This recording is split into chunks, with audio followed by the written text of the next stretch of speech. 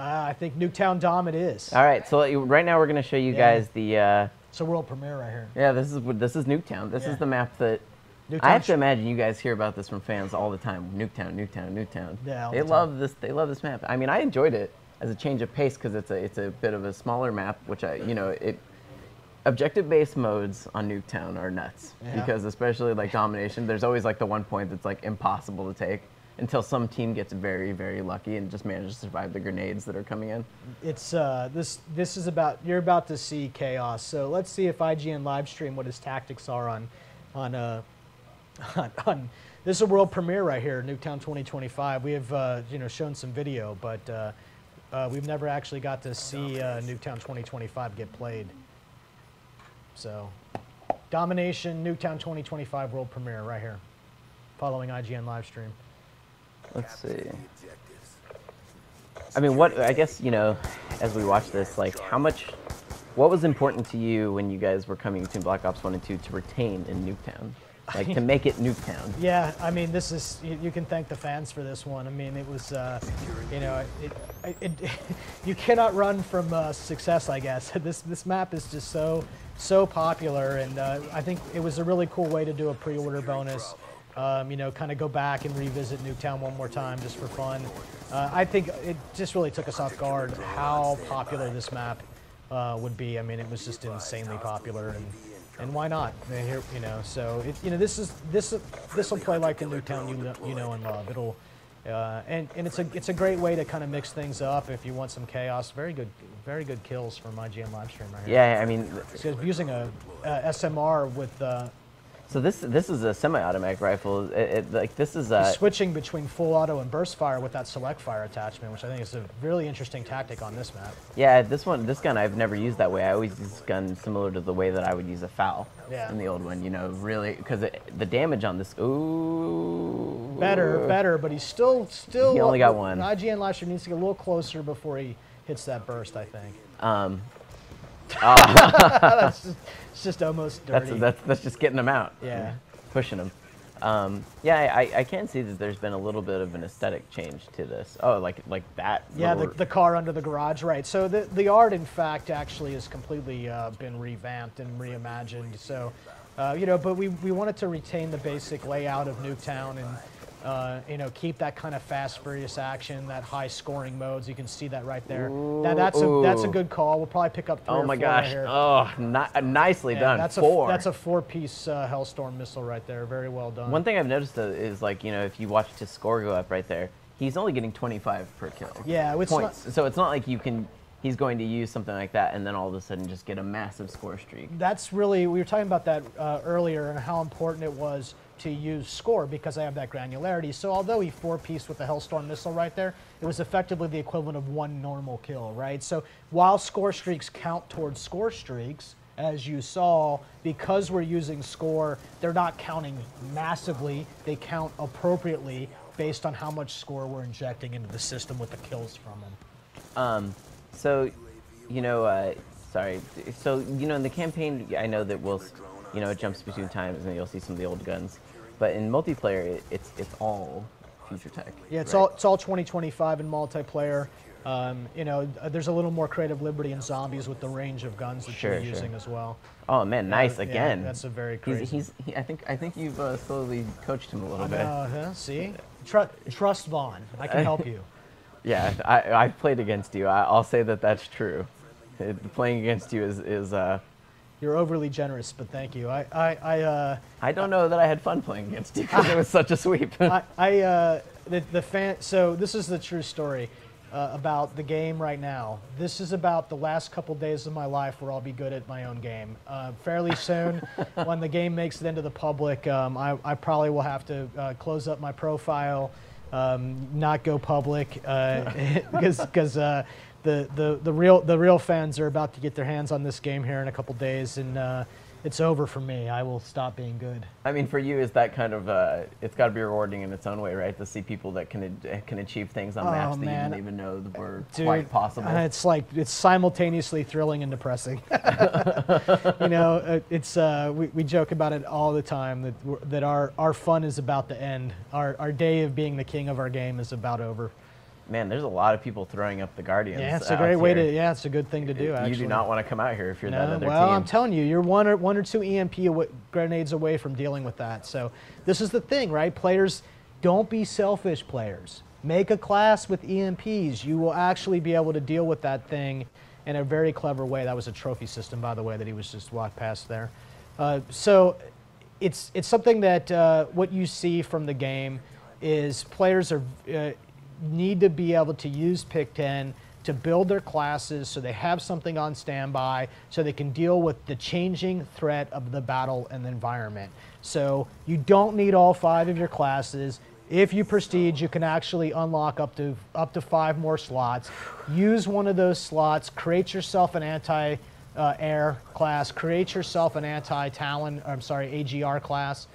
You know, use the Pick 10 to equip up in great ways. And this team got rolled because they were not prepared to deal with that threat. You should expect to run into this kind of sentry gun. They just had a wall here of turrets and every other defensible item. I don't know, man. They were 1 EMP away from just basically annoying the hell out of that team, and they didn't take it.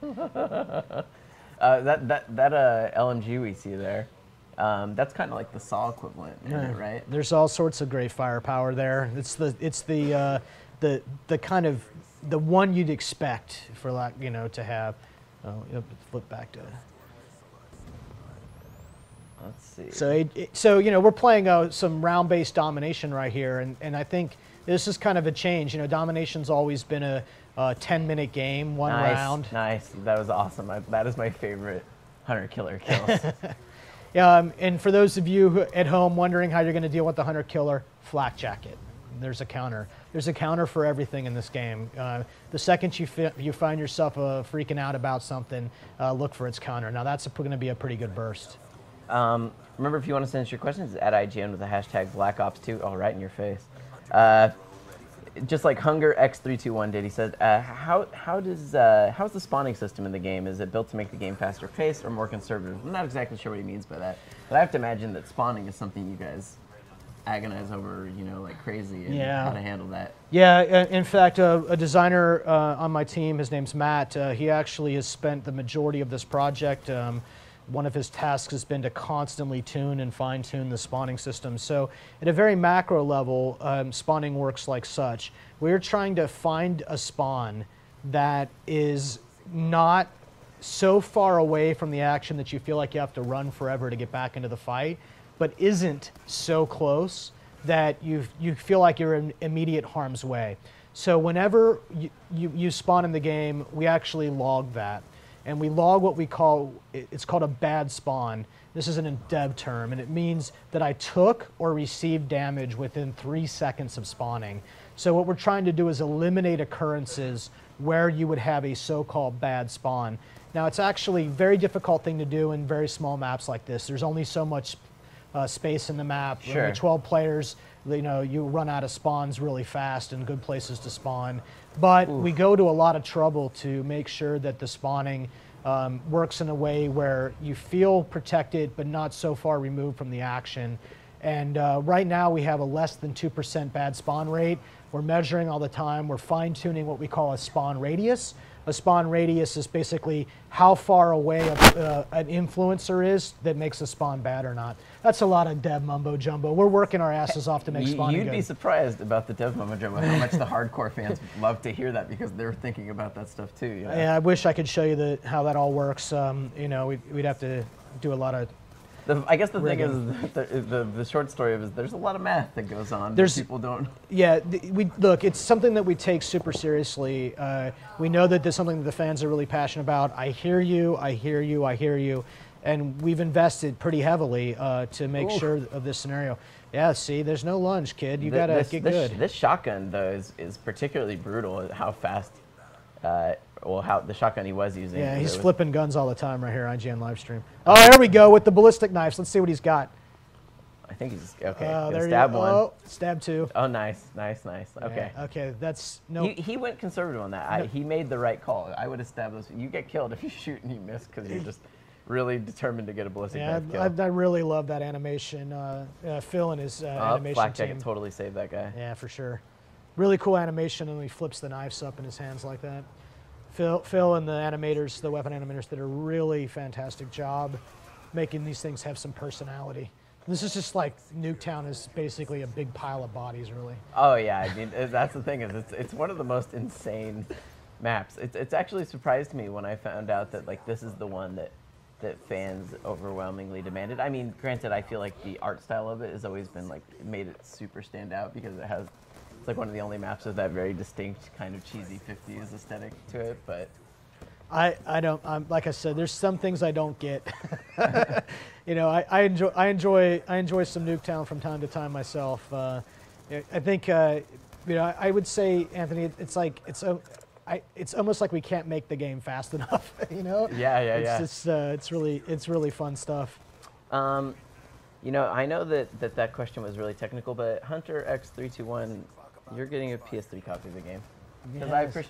I like to hear the tech side of it. You know, I think that the people sometimes don't necessarily they don't necessarily appreciate how much effort and care goes into you guys agonizing over how to, like, even the smallest changes, how that's going to have like a cascade effect. You can say that about everything in the game. I mean, the spawning's just one example. There's a lot of agony involved everywhere.